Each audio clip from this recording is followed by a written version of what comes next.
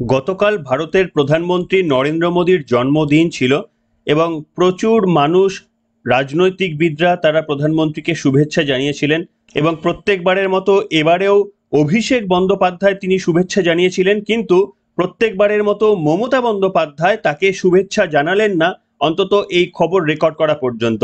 সেটা দেখেই অন্তত কিছুটা হলেও আন্দাজ করা যায় মমতা বন্দ্যোপাধ্যায়ের বোধহয় মন ভালো নয়। আপনারা অনেকেই বলতে পারেন যে এই যে রাজনৈতিক আন্দোলন হলো, নবজাগরণ হলো, গণ অভ্যুত্থান হলো, তাতে করে যে সমস্ত ফলগুলো ডাক্তারি পড়ুয়ারা আমাদের এই প্রশাসনের কাছ থেকে আদায় করে আনতে পারলো, সেটা প্রয়োজনের তুলনায় অত্যন্তই কম।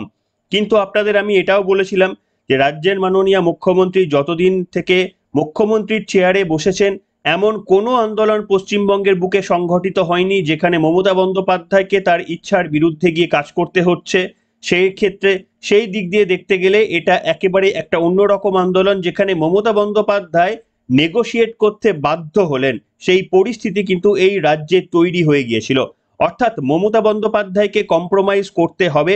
তিনি যেভাবে রাজ্যকে শাসন করতে চান, সেইভাবে রাজ্যকে শাসন করতে চাইলে নবজাগরণ হতে পারে, অভ্যুত্থান হতে পারে, এটাই কিন্তু আমাদের এই আন্দোলন থেকে সব থেকে বেশি পাওয়া। হ্যাঁ, সেই কারণেই কিনা বলতে পারবো না, মমতা বন্দ্যোপাধ্যায়ের সম্ভবত মন খারাপ থাকতে পারে। তিনি ভাবতে পারেন কেন্দ্রীয় সরকারের মদদের জন্য এটা হয়ে থাকতে পারে। জানি না সেই কারণেই কিনা ভারতের প্রধানমন্ত্রী নরেন্দ্র মোদীকে তিনি বার্থডে উইশ করেননি, যেটা তিনি প্রত্যেকবার করে আসেন। যাই হোক, আপনাদের যেটা বলবো সেটা হচ্ছে, আপনারা জানেন এই যে নবজাগরণ গণ অভ্যুত্থান হয়েছিল, সম্ভবত সেটা এখনো চলবে এবং চলা তো উচিতই। তার কারণ আমরা কি পেয়েছি? কোনো কিছুই পাইনি। যারা ধর্ষকরা তারা এখনো ঘুরে বেড়াচ্ছে, তাদেরকে কেউ চিহ্নিত করতে পারেনি। সবেমাত্র দু একটা লোক দেখানো পদক্ষেপ, কিচ্ছু হয়নি। কাজেই যতক্ষণ না পর্যন্ত ধর্ষকরা সাজা পাচ্ছে, আমার মনে হয় এই আন্দোলনকে থামিয়ে দেওয়ার কোনো মানেই হয় না। যাই হোক, কিন্তু একটা জিনিস আপনারা সকলে খেয়াল করেছেন এবং যেটা আমি বারবার বলছিলাম, এই আন্দোলনের জয় শুধুমাত্র ডাক্তারদের যেটুকু পেয়েছি সেটা বলাটা একেবারেই মূর্খামিতা। তার কারণ আপনারা যদি খেয়াল করে দেখেন, পশ্চিমবঙ্গের সাধারণ মানুষও যেমন নির্বিচারে রাস্তায় নেমেছেন, তেমনি প্রফেশন ওয়াইজও কিন্তু মানুষ রাস্তায় নেমেছেন। তার মধ্যে দু একটা মনে রাখতে পারছি, যেমন লয়াররা রাস্তায় নেমেছিলেন, ইঞ্জিনিয়াররা তারা একত্রিত হয়ে রাস্তায় নেমেছিলেন, এমনকি আইটি সেক্টরের কর্মীরা তারা রাস্তায় নেমেছিলেন। যদি খেয়াল করে দেখেন, উবের চালকরা রাস্তায় নেমেছিলেন, সুইগি ডেলিভারি বয়রা তারা একত্রিত হয়ে রাস্তায় নেমেছিলেন, এমনকি যারা রিক্সা চালায়, হাত টানা রিক্সা, তারা পর্যন্ত সংগঠিতভাবে রাস্তায় নেমেছিলেন। অর্থাৎ প্রফেশন ওয়াইজ আপনারা যদি সকলে খেয়াল করে দেখেন, প্রায় প্রত্যেকটি প্রফেশনের মানুষ, এমনকি সেই অর্থে যারা সংগঠিত কোনো প্রফেশনালিজমের মধ্যে থাকেন না, যারা শিল্পী মানুষ, তারাও কিন্তু রাস্তায় নেমেছিলেন। শুধুমাত্র একটি দল, একটি প্রফেশন এখনো পর্যন্ত রাস্তায় নামেননি। কে বলুন তো? সহজেই অনুমেয়, আপনারা অনুমান করে ফেলেছেন, সেটা হচ্ছে পুলিশ প্রশাসন। এই রাজ্যের পুলিশ প্রশাসন বাদ দিয়ে বা তাদের ফ্যামিলিরা বাদ দিয়ে সম্ভবত পশ্চিমবঙ্গের সকলেই রাস্তায় নেমে পড়েছেন। এবং সেই কারণেই একটি পর্বে আপনাদের সামনে বলেছিলাম যে পশ্চিমবঙ্গের মানুষ যে স্বাধীনতা উপভোগ করতে পারছে, তার কারণ স্বাধীন ভারত, গণতান্ত্রিক রীতি নীতি মেনে আমরা নিশ্চিতভাবে স্বাধীনভাবে থাকতে পারি, সেটাই আমাদের অধিকার, সংবিধান আমাদের দিয়েছে। কিন্তু এই পুলিশ প্রশাসন বোধহয় এখনো স্বাধীন হয়নি। তাই গোটা পশ্চিমবঙ্গের মানুষ যখন গণতন্ত্রে বা গণ অভ্যুত্থানে পা মিলিয়েছে, তখন সম্ভবত পুলিশের পরিবার পরিজনরা তাদের ইচ্ছা থাকলেও রাস্তায় নামতে পারেননি, এই ভয়ে যে হয়তো তাদের স্বামীর ওপর কোনো শাস্তির খাড়া নেমে আসবে। আপনাদের দেখাতে চাইবো যে পুলিশ প্রশাসনের নিচুতলার কর্মীরা তারা কিন্তু ক্ষোভে ফেটে পড়েছে। অসন্তোষটা তাদের মধ্যেও শুরু হয়ে গিয়েছে এবং তাদের মধ্যে অসন্তোষ শুরু হওয়ার মূল কারণ হচ্ছে, টালা থানার যিনি ওসি ছিলেন, অর্থাৎ আরজিকর কাণ্ড ঘটার সময় ওই আরজিকর হাসপাতাল যে থানার অধীনে ছিল, সেই টালা থানার তদানীন্তন যিনি ওসি অভিজিৎ মণ্ডল, তাকে নিয়ে একটা বিতর্ক সৃষ্টি হয়েছে। এবং আপনারা জানেন কয়েকদিন আগে ধর্ষণ ও খুনের মামলায় অভিজিৎ মণ্ডলকে গ্রেপ্তার করেছে সিবিআই। এবং এরপর থেকেই পুলিশের মধ্যে, পুলিশের বেসিক্যালি নিচুতলার যারা কর্মীরা রয়েছেন, অর্থাৎ ওসি, ইন্সপেক্টর, সাব ইন্সপেক্টর এবং তারপরে যারা কনস্টেবল রয়েছেন, এই সকলের মনের মধ্যে একটা মারাত্মক দ্বন্দ্ব তৈরি হয়েছে। এবং দ্বন্দ্বটা শুধুমাত্রই মানসিক নয়, মানসিক যন্ত্রণা তারা তো অনেকদিন ধরেই পাচ্ছিলেন, দ্বন্দ্বটা এমন একটা জায়গায় পৌঁছে গিয়েছিল এই অভিজিৎ মণ্ডলকে গ্রেপ্তার করার সাথে সাথে, যে তড়িঘড়ি ওই সমস্ত নিচুতলার কর্মীদের সাথে পুলিশের উপরতলার কর্মীরা বিনীত গোয়েলদের মতো যারা রয়েছেন তারা একেবারেই তড়িঘড়ি আলোচনায় বসতে বাধ্য হন। এবং পুলিশের যারা নিচের স্তরের রয়েছেন তাদের মনের মধ্যে প্রশ্ন জেগেছে যে অভিজিৎ মণ্ডলকে কার্যত বলি দেওয়া হলো।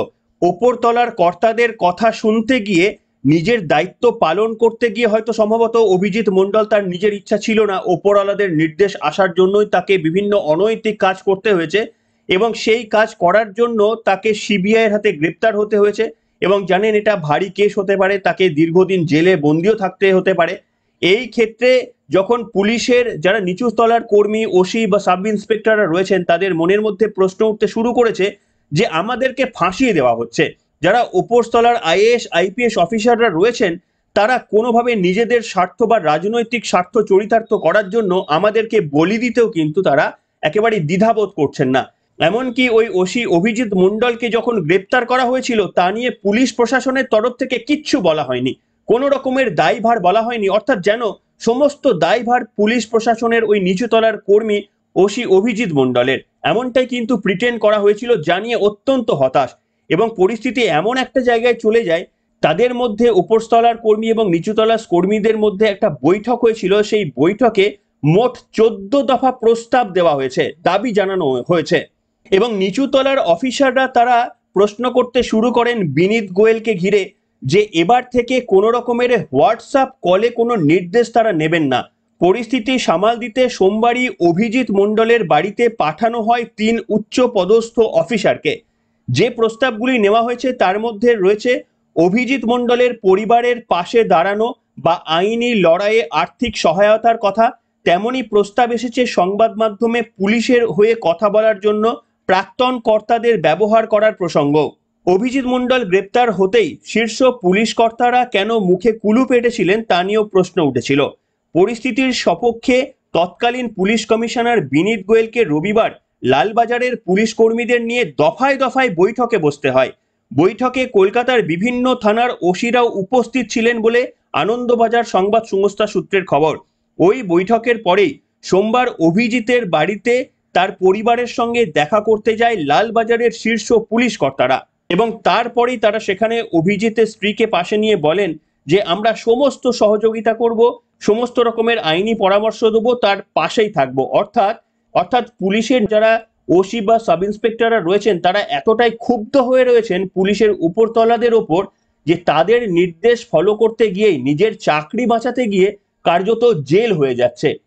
এবং এই পরিস্থিতি সামাল দিতে তড়িঘড়ি পুলিশের উচ্চপদস্থ কর্তারা ওই অভিজিৎ মণ্ডলের পাশে দাঁড়িয়ে কার্যত গোটা পশ্চিমবঙ্গ বা কলকাতা পুলিশের যারা ওসি বা সাব ইন্সপেক্টররা রয়েছেন তাদেরকে বার্তা দিয়েছেন, না আমরা আপনাদের পাশে রয়েছি। পুলিশের উচ্চপদস্থ কর্তারা জানেন যে এই সময় যদি অভিজিৎ মণ্ডল যাকে অভিযুক্ত হিসাবে গ্রেপ্তার করেছে তার পাশে যদি কলকাতা পুলিশ থাকে তাহলে একটা মেসেজ যায় যে অভিজিৎ মণ্ডল একা এই কাজটা করেননি। আমিও আপনাদের সামনে গত পর্বে বলেছিলাম যে অভিজিৎ মণ্ডল একা এই কাজটা করলে তাহলে পুলিশ প্রশাসনের উচ্চপদস্থ কর্তারা তাদের পাশে যাওয়ার প্রয়োজনই বোধ করতেন না। এবং যেহেতু তারা পাশে গিয়েছেন, অর্থাৎ পুলিশ স্বীকার করে নিচ্ছেন যে অভিজিৎ মণ্ডল একা দায়ী নয়, পুরো আমরা সকলেই সমস্ত উচ্চপদস্থ আধিকারিকরা এই নির্দেশটা আমাদের কাছ থেকে এসেছেন, সেই কারণেই অভিজিৎ মণ্ডলের পাশে থাকার বার্তা দিলেন। অভিজিৎ মণ্ডল যদি নিজে কোনো রকমের দায়বদ্ধতা বা এই কাজ করে থাকতেন তাহলে পুলিশ প্রশাসনের উচ্চপদস্থ কর্তারা তারা তার পাশে থাকার বা পাশে দাঁড়ানোর বার্তা দেওয়ার প্রয়োজনই বোধ করতেন না।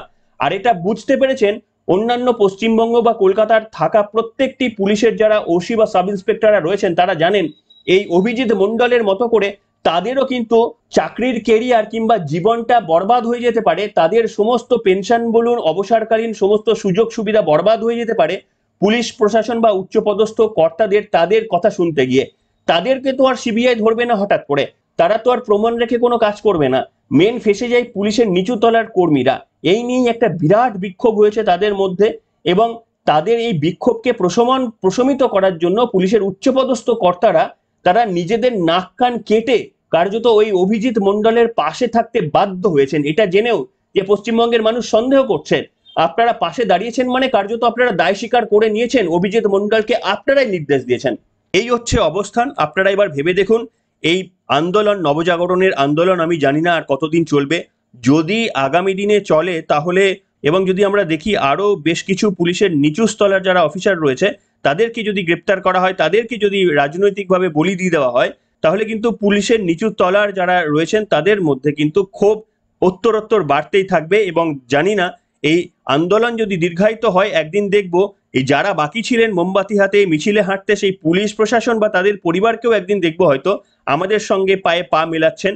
এরকমও দিনও কিন্তু বেশি দূরে নয়।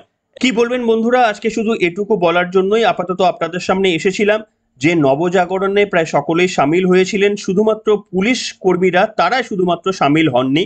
তাই আমার বিশ্বাস, দেখুন এই আন্দোলনটা যদি জানি না কতদূর যাবে, যদি এটা স্তব্ধ হয়ে যায়, অন্তত মমতা বন্দ্যোপাধ্যায়কে আমি বিশ্বাস করি না ভোটের রাজনীতি দিয়ে তাকে হাঁটানো যাবে।